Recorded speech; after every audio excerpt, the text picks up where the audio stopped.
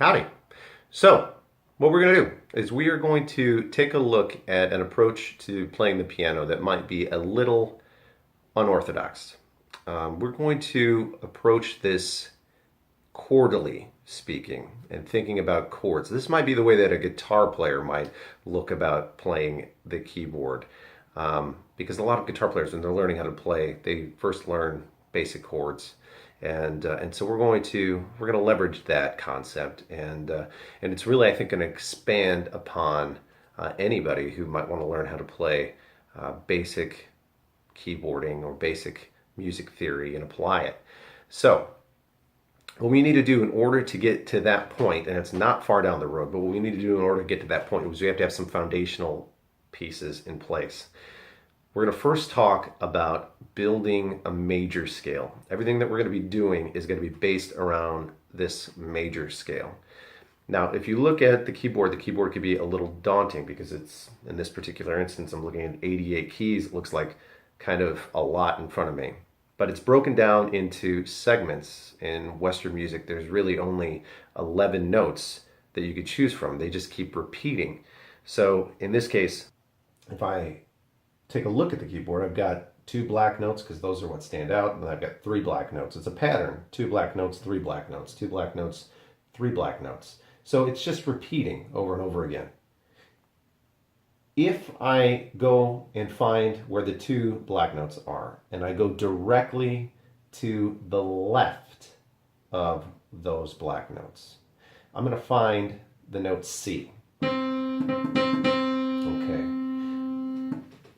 C is a very important note for what we're going to be doing, because in the key of C there are no sharps and are no flats.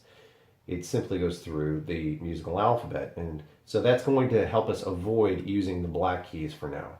So what I want to do is I want to build a scale beginning with this C, and we're going to find out what notes go into this. So there's a pattern that's involved in building this scale, and this pattern is whole step, half step, whole step, whole step, whole step, half step.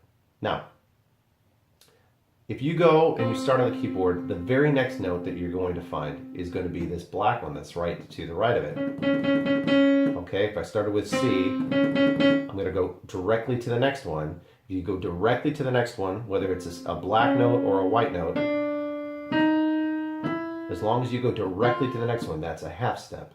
2 halves make a whole. So if I say that this pattern starts with a C and then goes whole step, I'm going to skip this one, this black note, and I'm going to go to the very next one, which in this case is D. So start with C, D, then it's whole step again. Now at our middle finger, I'm going to cross under when we're doing this scale, when we're doing all of these scales. So the next note in our sequence is half step. So you'll notice that there's no black key here. So then between E and F, that is a half step. So I'm going to go C, whole step, half step, whole step, whole step, whole step, half step.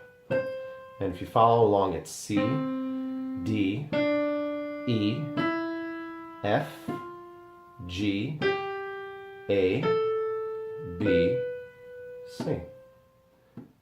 So using that pattern, you can begin on any note on the keyboard. And if you follow that pattern, you can build and construct a major scale using that pattern. So let's say that I started with the note G. Okay, so where were we? We started with C, C, D, E, F, G. So G is the one that's sitting, I don't know, in between these 3 black notes, right? So this is G. So if I wanted to build a major scale starting with G, I just follow the same pattern. Whole step, half step, whole step, whole step. Now it's a whole step, but you'll see on here that that's going to bring in this sharp, which is true because in the key of G, and then G if you want to finish the octave, in the key of G, F sharp is included. So if you go through what's known as the circle of fifths, and you start with C, and that'll take us a fifth from C is G. Okay, so C to G. So C's got 0 flats, or sharps and flats. G's got 1. If the next note in the circle of fifths is a D, that's got 2. So it really doesn't matter. But what you might want to note is that when you add a sharp, it includes the one that you learned before. So if you're going through that pattern of circle of fifths, the next one would be a D, because D is the 5th note of the scale of G. 1, 2, 3, 4, 5. Circle of fifths. So that means that the next scale that I would learn is going to be the D major scale. And if I follow the pattern, D, whole step, there's that F sharp that we learned from the G major scale. So starting over, it's whole step, half step, whole step, whole step, whole step. We'll learn a new sharp, that's C sharp, half step, to get us back to the octave, C sharp.